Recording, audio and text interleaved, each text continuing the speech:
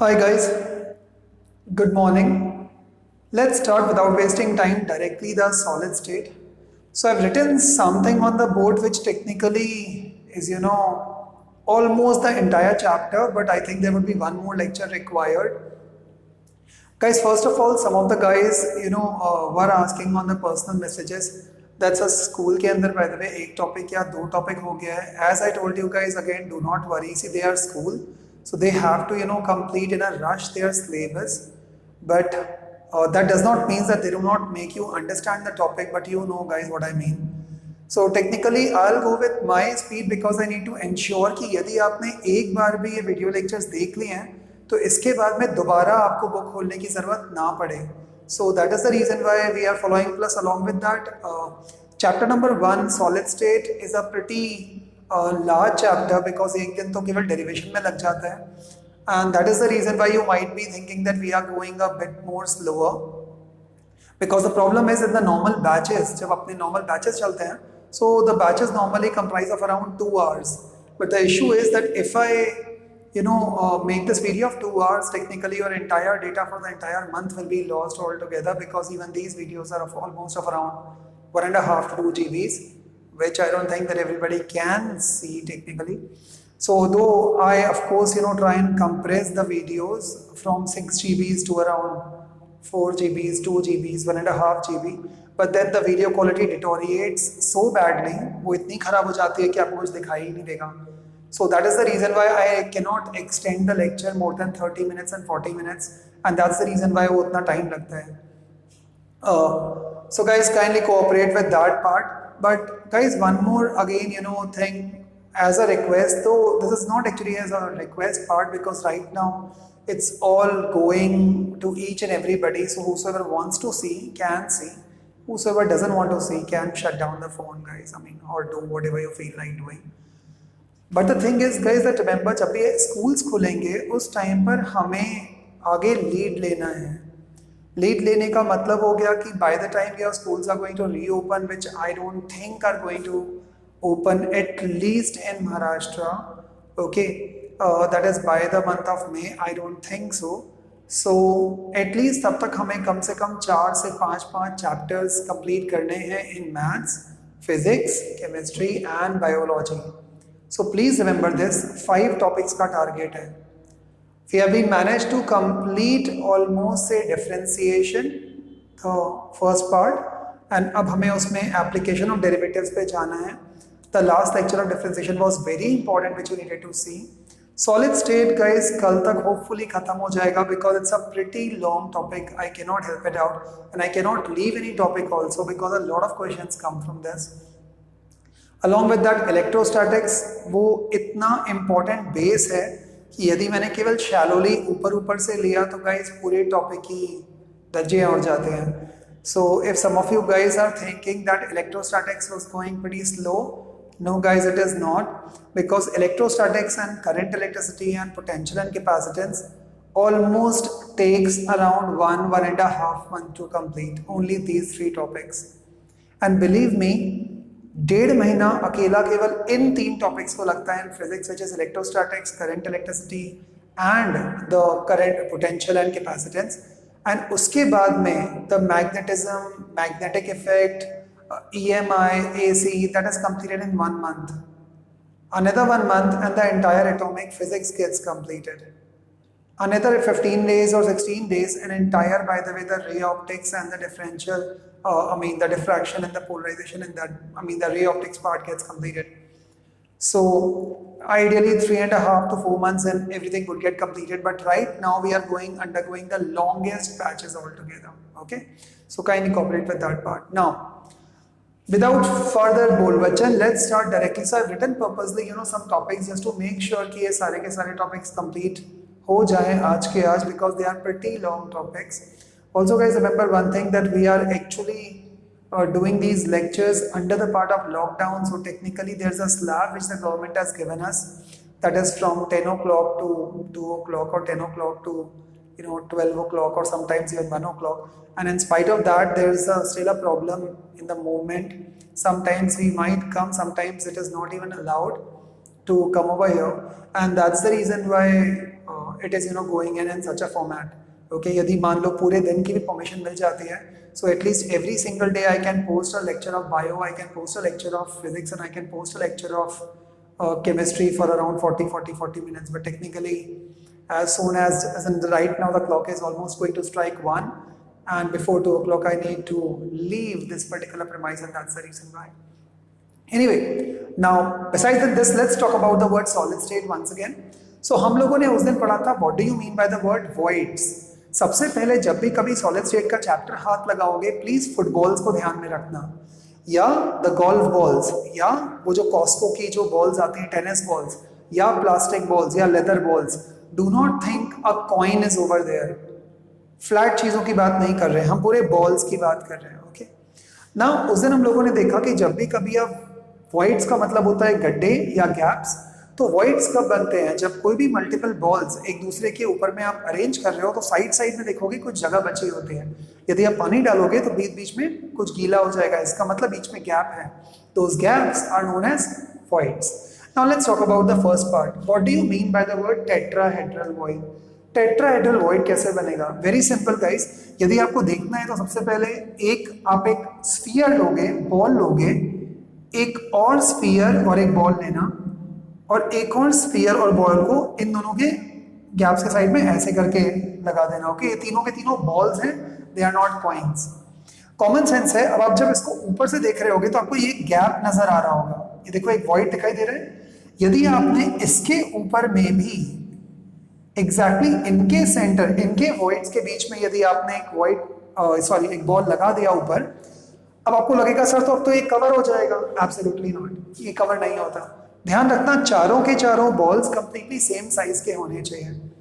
तो मेरा sincere request ये रहेगा, यदि आपको इस पार्ट को देखना है तो technically you need to either by the way see the other video which I have given yesterday, but I think some of the guys commented that sir we did not receive the video, so let me check once again after going back, and मैं आपको दोबारा से link share कर दूंगा उसका। 3 balls को रखना एक ट्रायंगुलर फॉर्मेट के अंदर, और उसके ऊपर एक बॉल रख देना। सेम साइज के होने चाहिए चारों बॉल्स। अभी यदि साइड साइड से देखोगे इन बॉल्स को, तो आपको तब भी साइड में ऐसे गैप नजर आएगा। This is the gap I am talking about. So जब भी कभी इस तरह का अरेंजमेंट होता है और इसके बाद में भी जो गैप अंदर के तरफ में बचता है, then that particular gap will be known as tetrahedral void. Tetrahedral void. So whenever you are going to get a tetrahedral void, you need to arrange the 3 spheres in a triangular position in the bottom, and आपको उनके void के ऊपर में आपको एक और sphere रखना है। तो जिस तरह का void बनेगा that will be known as tetrahedral void. Now next वाले term पर आते हैं, the word octahedral void, and then comes the shortcut trick. Octahedral void. What do you mean by the word octahedral void? Suppose कर लो मैंने यहाँ पे से एक और एक स्फीयर लिया, फुटबॉल लिया, और मैंने एक और स्फीयर लिया, अगेन मैंने यहाँ पर ये एक और स्फीयर लिया, लेकिन अब की बार मैंने जो ऊपर वाले जो बॉल्स को अरेंज करना है वो मैंने ऐसे अरेंज नहीं करा, मैंने कुछ ऐसे अरेंज करा। 1 and then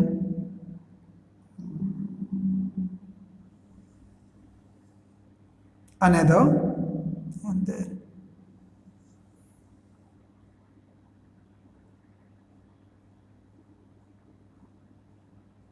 something like this.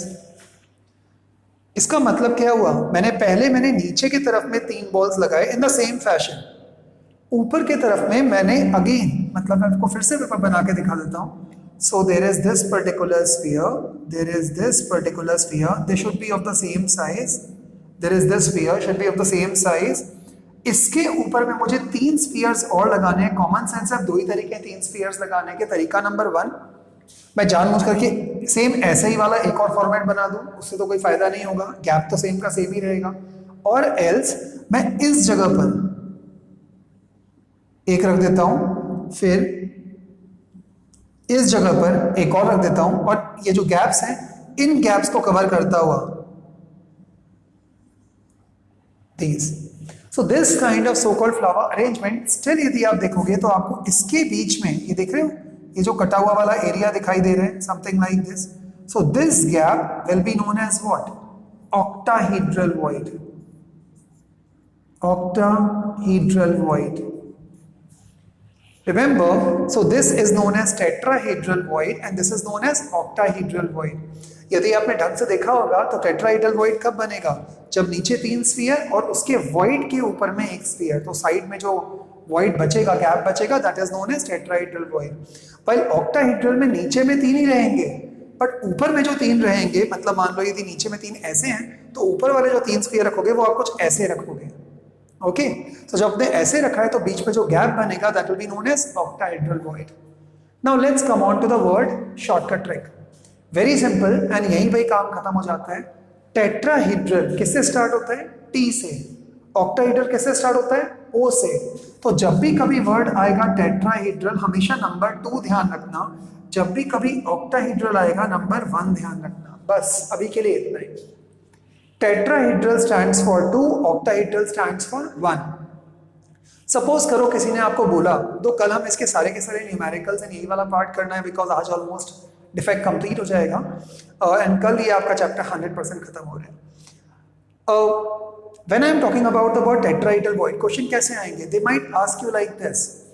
There is the CCP structure, there is a CCP structure in which the number of tetrahedral voids is 1 by 3.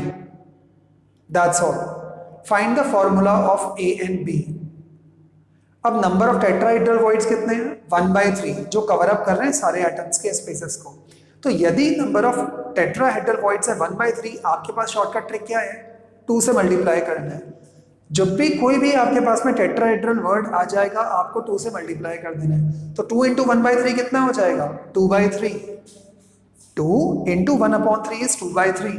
तो if the formula is A B और A ने आपका 1 by 3 घेरा हुआ था जो कि tetrahedral voids था, तो 1 इंटू 2 सॉरी 1 by 3 इंटू 2 कितना हो जाएगा? 2 by 3. तो ये बन जाएगा 2 by 3.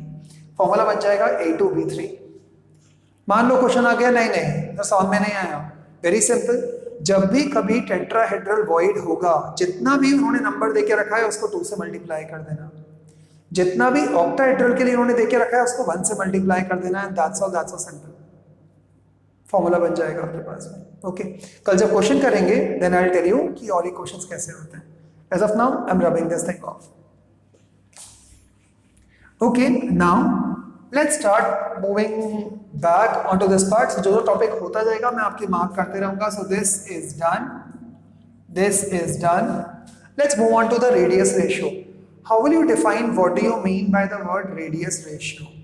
Radius ratio is nothing else. It is a ratio which is simply the size of the tetrahedral void or the radius of the tetrahedral void upon the radius of the sphere. So फिर से डालता हूं. What do you mean by radius ratio? Radius ratio is equals to radius of tetrahedral void upon radius of sphere. So यदि कभी definition आ गया, what do you mean by radius ratio? Radius ratio can be defined as the radius of void per unit radius of the sphere. Radius of void क्यों बोला? क्योंकि वो कौन सा radius ratio पूछ रहे हैं. वो टेट्राहेड्रल का भी पूछ सकते हैं और ऑक्टाहेड्रल का भी पूछ सकते हैं. So how can you define radius ratio? Radius ratio can be defined as the radius of tetrahedral void per unit radius of the octahedral void. अब किसी ने आपसे पूछा radius ratio of T tetrahedral void का formula क्या होगा? Common sense. Radius ratio और sorry radius of tetrahedral void upon radius of the sphere. So आप जब ये कैलकुलेशंस करते हो तो आंसर कितना आता है? That is 0.225. ये रेशियो बहुत इंपॉर्टेंट है, ध्यान रखना. 0.225. So we have defined the word radius ratio of tetrahedral void. How will you define the radius ratio of O, octahedral void? Radius ratio of octahedral void can be defined as the radius of octahedral void upon per unit radius of sphere. And what is this answer? 0.414. Let us forget this. एक second के लिए भूल जाते हैं इसको. आप एक बात बताओ, मैंने वो जो दोनों डायग्राम्स बनाए थे टेट्राहेड्रल वॉइड में मैंने नीचे 3 स्फीयर्स लगाए, ऊपर 1 लगाया। ऑक्टाहेड्रल वॉइड के अंदर मैंने नीचे 3 लगाए और ऊपर की तरफ में भी 3 लगाए, पर तीनों थोड़े ऐसे में थे, थोड़े टिल्टेड थे। क्या लगता है किसके अंदर वॉइड ज्यादा बड़ा होगा आपके हिसाब से? विच वॉइड आउट ऑफ टेट्राहेड्रल और octahedral do you think would be larger? Common sense सोचो, वॉइड का मतलब गड्ढा, गैप, किस में ज्यादा होगा? खुद सोचो। नाउ सो ये मैंने आपको बता दिया रेडियस रेशियो, ये भी मैंने आपको बता दिया 2 टेट्राहेड्रल वॉइड्स, क्योंकि number T, 2 tetrahedral voids per atom in CCP and HCP. What is CCP? Cubic closed packing. इसी का मतलब होता है FCC structure, face centered cubic structure. What do you mean by HCP? Hexagonal closed packing. यदि कल आपको याद हो 2D के अंदर हम लोगों ने hexagonal closed packing में coordination नंबर कितना बताया था? 6, while HCP के अंदर कितना था आपके पास में? केवल 2D की बात कर रहा हूं, same part 6, okay. But of course दोनों में डिफरेंस आ जाता है डिपेंडिंग ऑन पैकिंग ऊपर और नीचे कितने हैं, बट एज ऑफ नाउ ये भी मैंने आपको शॉर्टकट ट्रिक बता दिया था। तो जब भी कभी टेट्राहेड्रल वॉइड्स आएंगे it will always be 2, T for tetrahedral, T for 2, 1 octahedral, O for 1, O for octahedral. Very simple trick. Octahedral void पर एटम कितने होंगे in CCP and HCP? 1, while in tetrahedral 2. So simple. T for tetrahedral, T for 2, O for octahedral, O for 1. Octahedral void will always be greater than tetrahedral void. अब 2 तरीके हैं समझने के। Radius ratio देखना, octahedral void का कितना आ रहा है? 0.414। सर लेकिन ये इतना बड़ा क्यों आ रहा है? ऊपर नीचे हमारे पास में 3 स्फीयर थे और ऊपर भी 3 थे, तो सर गैप तो छोटा होना चाहिए ना। ढंग से देखो, उसने पूरे के पूरे गैप को कवर किया ही नहीं हुआ था। 1, 2, ये गैप है पूरा अभी, ओके। अब जो इसके ऊपर जो आए हैं गैप्स वो कुछ ऐसे में आए हैं आपके पास में, like this. Can you see this?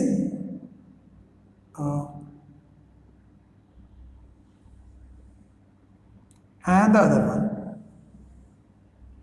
ये बीच में पूरा का पूरा गैप है, इतना बड़ा, मतलब ऊपर से नीचे तक पूरा गैप है, करेक्ट? ये तो भर ही नहीं रहा। On the other hand now सीधा, ये कौन सा वाला था? Octahedral void. नाउ सीधा टेट्राहेड्रल वॉइड, 1, 2, अब इसके ऊपर में ही आपने एक स्फीयर रख दिया, तो ये तो ऑलमोस्ट कवर ही हो गया। अब तो साइड साइड से तो जगह बची हुई है। तो ये कौन सा वाला वॉइड था? Tetrahedral void. तो कॉमन सेंस है टेट्राहेड्रल वॉइड काफी छोटा होता है as compare to octahedral void के। So always remember the tetrahedral void will always be smaller than the octahedral void. और नहीं तो आप रेडियस रेशियो से भी देख सकते हो, टेट्राहेड्रल वॉइड का radius ratio is 0.225, while octahedral radius ratio कितना है? 0.414। तो ये बड़ा है इससे, and that's what is written. Very very important MCQ के अंदर कंफर्म क्वेश्चन है, श्योरली आ सकता है, ओके। नाउ सो ये वाला साइड पूरा का पूरा हो गया गाइस। यदि आपको चाहिए तो जब ये लेक्चर स्टार्ट हुआ था उस टाइम पे प्लीज पूरे के पूरे बोर्ड का स्क्रीनशॉट ले लेना, या अभी यदि लेना हो तो you can take this particular screenshot if you want to, okay. Now आगे बढ़ते हैं।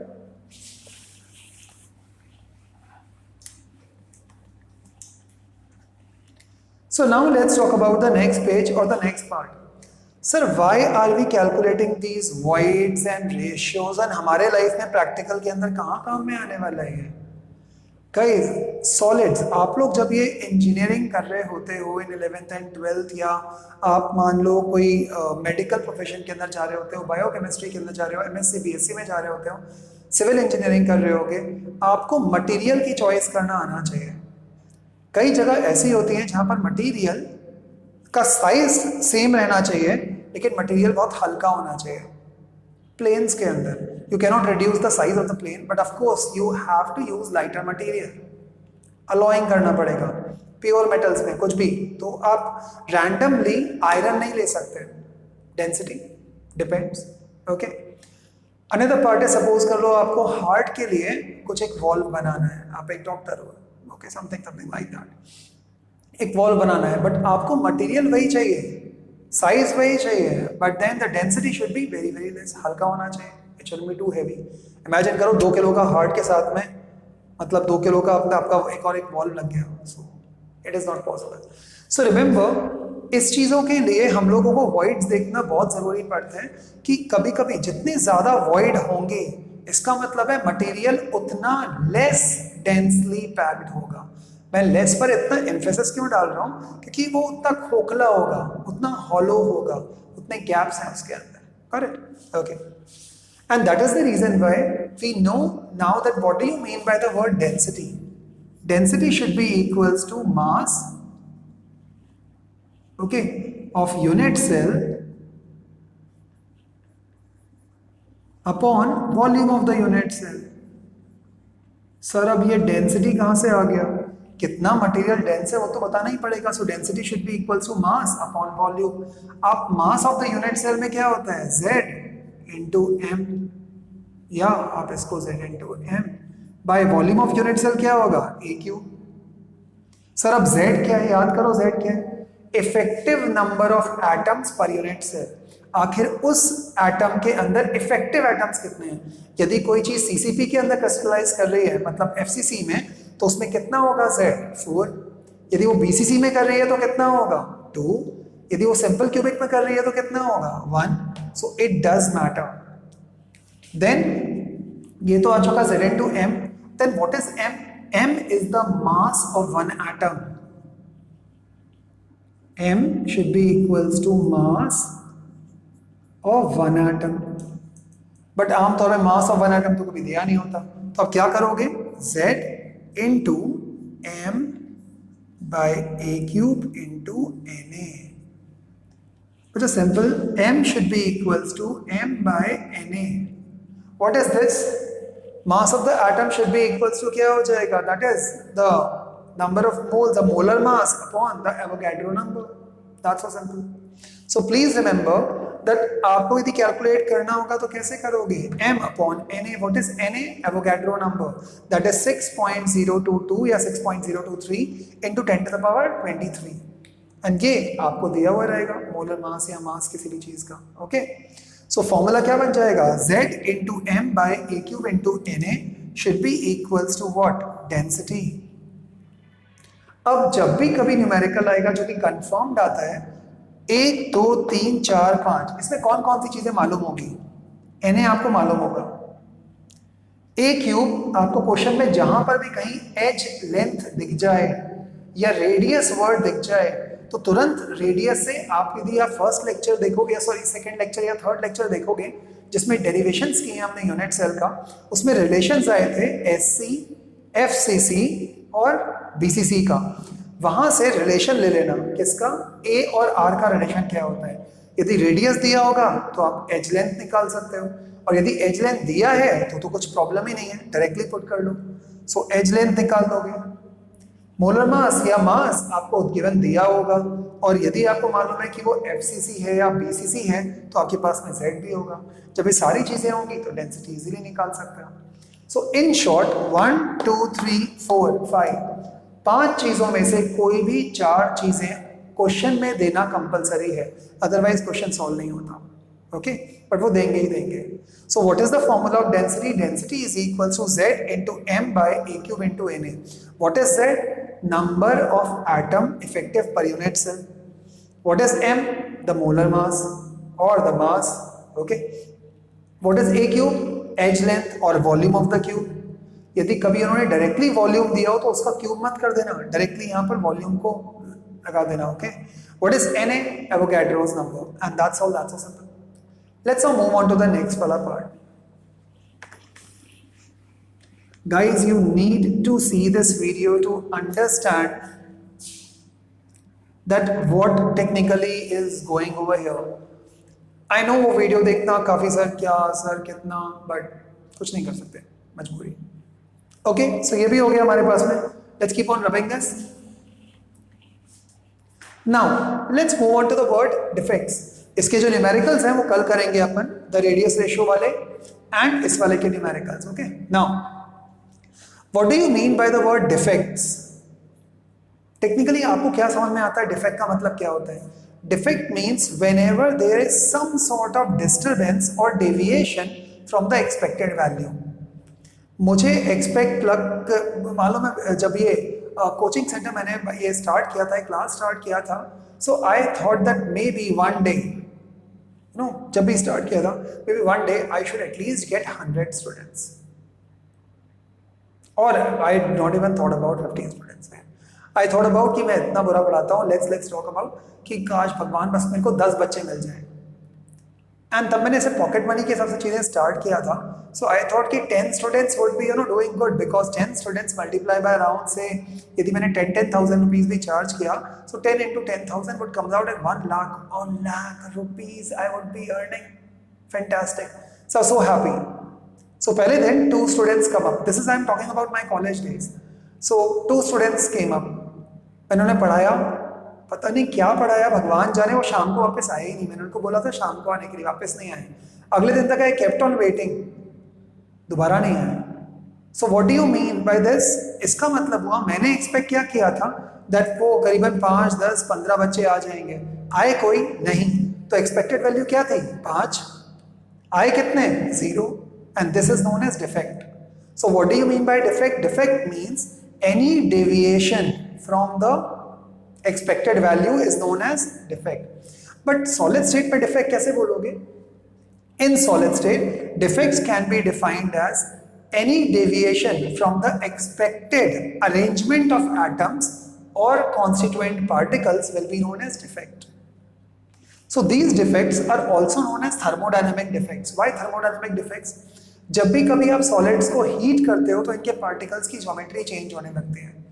They try to jump from one particular place to another, कोई वहाँ से यहाँ पर आएगा, and this will lead to deviation, and this kind of defect will be known as thermodynamic defects. अब बोलोगे सर इसका मतलब जब हम हीट करेंगे तभी? जरूरी नहीं है आप हीट करो, कभी कभी चीजें खुद से रखे रखे भी हीट अप होना चालू हो जाती है। खुद से कैसे?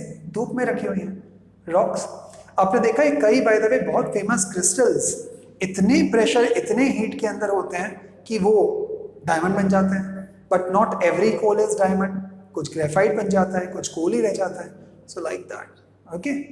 सो this is known as defects और thermodynamic defects. Now what do you mean by the defects? अब डिफेक्ट्स में भी अलग अलग टाइप के होते हैं। For example, not every defect will be known as the same kind defect. पहले वाले डिफेक्ट की बात करते हैं, which is known as point defects. So what do you mean by point defects? Suppose करो मेरे पास में क्रिस्टल है अरेंज्ड,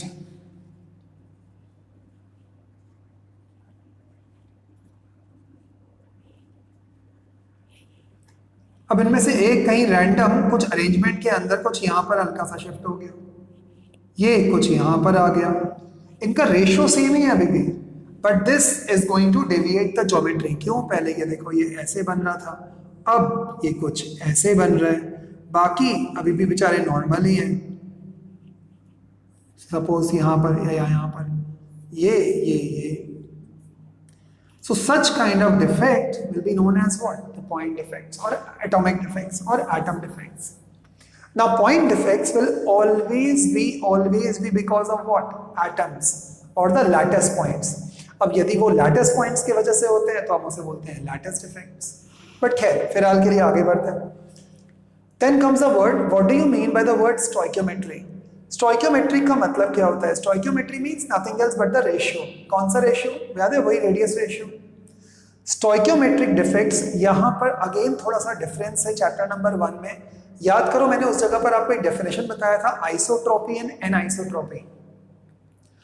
हर बच्चे को एक ही डाउट था, सर आइसोट्रोपी का मतलब तीनों अलग अलग डायरेक्शन से अलग अलग? नहीं, iso means same. When you are going to view the physical properties like refractive index of any particular crystalline solids from different directions, then every time those physical properties are going to be different, क्योंकि वो crystalline है। यहाँ से देखोगे तो अलग दिखाई दे रहा है, यहाँ से देखोगे तो अलग, यहाँ से देखोगे तो अलग। But amorphous is random, कचरा है। अब कचरे को यहाँ से देखो या वहाँ से देखो या वहाँ से, तीनों सेम ही तो नजर आएगा। So ध्यान रखना, amorphous solids are or will show what? Anisotropy, while crystalline solids will show isotropy. आया? नहीं, crystalline solids would show anisotropy and amorphous solids would show isotropy. Okay? तो stoichiometric defects are those defects which will not disturb, which do not disturb the stoichiometry. जो defect तो होते हैं but वो move ऐसा करा होता है कि जितना इसने मूव किया है उतना ही नीचे वाले ने भी मूव कर दिया. सो टेक्निकली द स्टोइकियोमेट्री उनकी, द रेशियो उनके सेम ही रहते हैं, नो प्रॉब्लम. मैं अभी यहाँ पर हूँ तो मैं शिफ्ट होकर कुछ यहाँ चला गया, लेकिन ये चेयर थी ये भी थोड़ी सी उस तरफ में चले गई. And such kind of defects will be known as stoichiometric defects. So please ध्यान रखना, ये पॉइंट थोड़ा सा गड़बड़ हो जाता है. Stoichiometric defects simply means defects arising out of change in position of the atoms, but which does not change the stoichiometry of that particular solid. Okay, which kind of solid? Crystalline solid. Amorphous की तो बात ही नहीं करते हैं. Okay, now so what exactly do you mean now by the word point defects? में point defects में पहले वाले पार्ट पे अपन आ रहे हैं stoichiometric defects. ये इसका सब पार्ट है. Okay, this is the subset of point defect, और ये डिफेक्ट्स के अंदर आता है. सो डिफेक्ट्स के अंदर पॉइंट डिफेक्ट्स, पॉइंट डिफेक्ट्स के अंदर स्टोइकियोमेट्रिक डिफेक्ट्स. अब स्टोइकियोमेट्रिक डिफेक्ट्स के अंदर भी आप अलग अलग टाइप के डिफेक्ट पढ़ोगे. सो टेक्निकली जब स्टोइकियोमेट्रिक में मैं पहला टाइप का डिफेक्ट पढ़ूंगा which is vacancy defect. Please remember vacancy defect की भी स्टोइकियोमेट्री चेंज नहीं होती है क्योंकि वो है ही इसके सबसेट में. So what do you mean by the word vacancy defect? Vacancy defect का मतलब क्या होगा? एक पर्टिकुलर पार्टिकल, एक एटम अपने जगह से गायब हो गया है. एक पर्टिकुलर एटम अपने जगह से गायब हो गया है, क्रिएटिंग अ वेकेंसी. बट ये गायब क्यों हुआ है? कहीं घूमने के लिए गया है? नहीं. आपने जब इसको हीट करा, उसकी ज्योमेट्री चेंज हो गई, उसने अपने आप को किसी दूसरी जगह पर डाल चुका है. So that particular site which is being created now will be known as vacancy, and the defect arising due to this vacancy will be known as vacancy defects. Common sense है, जब कोई बंदा किसी जगह से चला जाता है तो उस जगह की डेंसिटी क्या हो जाएगी? कम हो जाएगी. So vacancy defect is always going to decrease the density of the crystal. Why does vacancy defect occurs? Because heats up, heating किया है, that's the reason why. Move on. सो जब भी कभी सपोज कर लो बोथ द पॉजिटिव नेगेटिव, या कोई भी दो एटम्स, पॉजिटिव नेगेटिव तो होता ही नहीं है, जब भी कभी कोई दोनों के दोनों आयंस अपनी जगह से मूव कर चुके हैं from their own sides, that such kind of defect will be known as vacancy defects. And what will it do to the density of the crystal? It will reduce the density of the crystal. Next, interstitial defect. Now ये सारे के सारे boys and girls दोनों के लिए है. Interstitial मतलब कबाब में हड्डी, समझ जाओ एग्जैक्टली जो आप सोच रहे हो वही. So there are two of these guys who are sitting together. Okay, दोनों के दोनों बंदे बैठे हुए हैं. अभी तक ये दोनों के दोनों एकदम बेस्ट फ्रेंड्स थे, तो हमेशा आजू बाजू बैठे हैं. But all of a sudden class के अंदर एक गर्ल की एंट्री हो जाती है, and the girl is nice looking, decent looking girl. Okay, अब क्या लगता है क्या होगा? Now she is searching for a place. Common sense, ये बंदा इसको बोलेगा तू जाना पीछे. So this particular kind of defect will be known as interstitial defect. Now actually में हुआ क्या है, उन दो के बीच में कौन आई है? वो girl. It can be in between two girls, it can be a guy also, it can be anything. So whenever जब भी कभी दो एटम्स होते हैं आपके पास में, अब इनमें से एक एटम कहीं से घूमता हुआ किसी दो के बीच में जाकर के बैठ गया है. सपोज कर लो like this this this and this, और ये बीच में कहीं पर आकर के यहाँ बैठ गया रैंडमली कहीं पर भी. Such kind of defect will be known as interstitial defect. कबाब में हड्डी. एक्चुअली में तो ये अच्छा खासा क्रिस्टल चल रहा था, कबाब में हड्डी बीच में घुसाया. कॉमन सेंस सोचो क्या लगता है क्या होगा? Density increase decrease remains the same. Density would increase. क्यों? उसी जगह पर आकर के बैठ गया कहीं ना कहीं से. Density would increase, while in vacancy defect density would decrease. Now most important question guys, ये एमसीक्यू में बहुत इंपॉर्टेंट है. मोस्ट इंपॉर्टेंट पार्ट कि आखिर कौन से वाले क्रिस्टलाइन सॉलिड्स शो करेंगे? जो भी crystalline solids non ionic solids होते हैं, जो आयोनिक बॉन्डिंग फॉर्म नहीं करते हैं, तो क्या NaCl स्टोइकियोमेट्रिक डिफेक्ट शो करेगा? ऑफ कोर्स करेगा, लेकिन वेकेंसी और इंटरस्टिशियल तो नहीं करने वाला. क्यों? Because NaCl is a ionic compound, not a covalent compound. Okay, so interstitial defects non ionic solids जो होंगे वो लोग शो करेंगे, आयोनिक सॉलिड्स नहीं शो करते। ओके, अब बढ़ते हैं आगे आयोनिक सॉलिड्स की तरफ में। What do you mean by ionic solids? जो आयोनिक बॉन्डिंग से बने होते हैं। So the solids which are being formed due to ionic bonding which is a very strong bonding will be known as ionic solids. For example NaCl, CSCl, AgBr, all of these. Okay. NaCl is sodium chloride, CSCl is cesium chloride, and AgBr is silver bromide. Okay. Ionic solids के अंदर let's come again. Ionic solids में कौन कौन से तरह के defects होते हैं? अभी हम स्टोइकियोमेट्रिक के अंदर ही हैं, मतलब पॉइंट डिफेक्ट्स के अंदर ही हैं, तो ध्यान रखना। Okay, so now we are talking about the word ionic solids. So ionic solids में कौन कौन से डिफेक्ट्स होंगे? The first defect in ionic solids which happens is known as Schottky. Okay, Schottky defect कब होता है? When ever positive ions, क्योंकि देखो ये आयोनिक सॉलिड्स है, इनमें आयंस बनेंगे। What kind of ions are normally being formed? Ions कुल मिलाकर के दो तरह के होते हैं। One can be a positively charged particle which is formed after losing the electron is known as cation, and while another which has got the negative वाला part will be known as anion।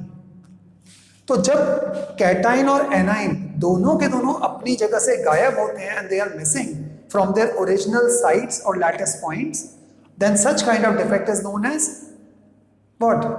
Schottky defect. अब चूंकि cation और A9 दोनों ही गायब हैं उस जगह से, तो कॉमन सेंस क्रिस्टल की डेंसिटी क्या हो जाएगी? कम हो जाएगी, बिकॉज दोनों अपनी जगह से गायब हैं।